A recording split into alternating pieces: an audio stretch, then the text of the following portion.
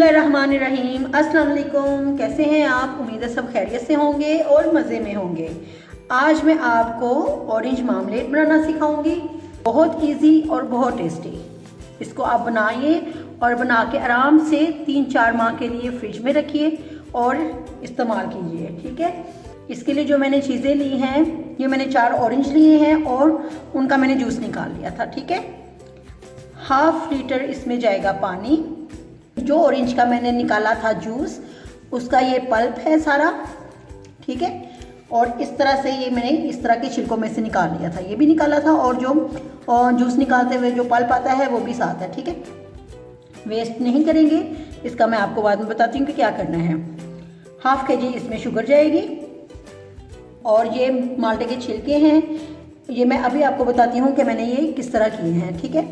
और एक आप लेमन जूस ले लीजिए। साथ में आप ये छोटा सा पीस लेंगे मलमल के कपड़े का, वाइट कलर का। ठीक है।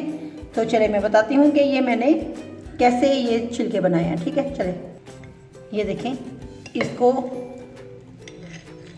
सेंटर में से कट कर लें और ये देखें, इसका सारा इस तरह से ये पल्प जो है ना, ये हम निकाल लेंगे, वेस्ट नहीं करेंगे।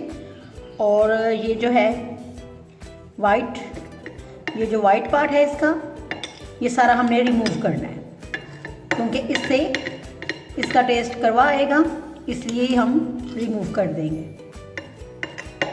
ये देखिए मैंने इसको साफ़ कर लिया। इस तरह साफ़ होना चाहिए। ठीक है।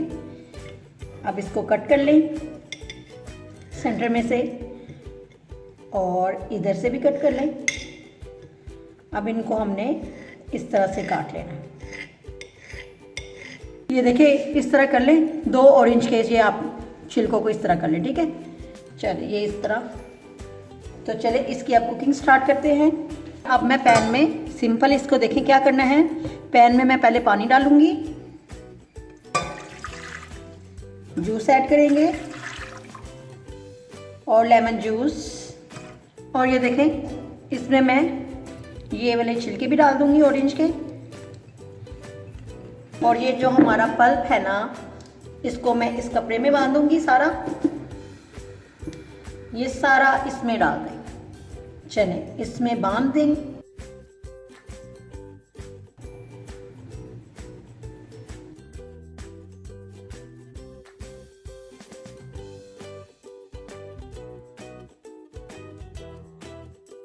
बस इसमें इसको बांध के मैं इसमें छोड़ दूंगी। ठीक है। इसमें डाल दूंगी, ये इसमें ऐसे रख दूंगी। ठीक है।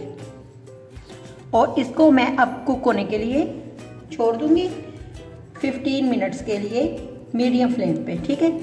इसको लिड लगाएंगे और इसे कुक होने देंगे। चलिए अब इसको मैं कवर कर दूंगी और 10 to 15 मिनट्स के लिए छोड़ दूंगी। ठीक है। मीडियम टू लो फ्लेम पे। चलिए ये देखिए, मैंने इसको 10 to 15 minutes medium to low flame पे पकाया है। तो अब मैं इसे निकाल लूँगी। इसको मैं दबा दबा के सारा इसका जूस निकालूंगी इसमें से। ठीक है। इसको अब मैं निकाल लूँगी बाहर। ये देखें, अब मैं इसमें चीनी ऐड करूँगी और इसको दरमियानी आंच पे मैं इसको आधे घंटे के लिए कुक होने दूँगी। ठीक है। पहले मैं इसे 20 मिनट्स के बाद देखूंगी। अगर मुझे लगा कि ये हो गया तो फिर मैं निकाल लूँगी। ठीक है। पहले आप 20 मिनट्स के बाद देखें। ठीक है। चलिए ये देखें 15 मिनट्स हो गए हैं तकरीबन। तो अब मैं इसे ज़रा चेक करूँगी। आपने ये थोड़ा सा लेके एक प्लेट में 1-2 कतरे डालने हैं। ठीक है। मैं इसे 1 मिनट के बाद चेक करूँगी टेढ़ा करके प्लेट को। अगर तो ये देखें, ये अभी गिर रहा है, इसका मतलब अभी ये तैयार नहीं है। इसको मैं 5-10 मिनट और पकाऊंगी। ये देखें मैंने प्लेट पे डाला है और 1 मिनट बाद ये देखें नहीं गिर रहा। ठीक है। बस इस तरह का हो तो आपने फ्लेम बंद कर देनी है। तो चलिए ये देखिए, अब ये तैयार है और इसे मैं अब थोड़ा सा इसमें ठंडा होने दूंगी। फिर मैं इसे शीशे के जार में डाल के इसको मैं फिर मज़ीद जब बिल्कुल ठंडा हो जाएगा फिर मैं इसे फ्रिज में रखूँगी। ठीक है। ये देखिए माशाल्लाह से हमारा जैम बिल्कुल तैयार है। ये देखें सेट हो गया ये। ठीक है। चलिए अब मैं आपको ये स्लाइस पे लगा के दिखाती हूँ।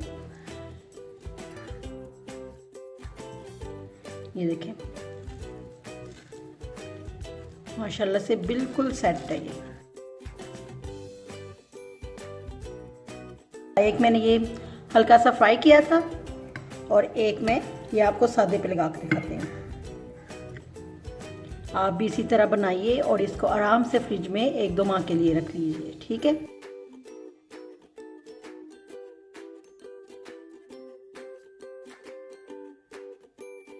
ये देखें, एक मैंने इसमें डाल दिया था बाकी का, ये देखें ये भी बिल्कुल सेट है। तो चलिए बनाइए, इसे एंजॉय कीजिए। और अगर आपने अभी तक मेरे YouTube चैनल को सब्सक्राइब नहीं किया तो वन टाइम सब्सक्राइब कीजिए, लाइक कीजिए, शेयर कीजिए और मुझे अपनी दुआओं में याद रखिए। Thanks for watching. अल्लाह हाफिज़।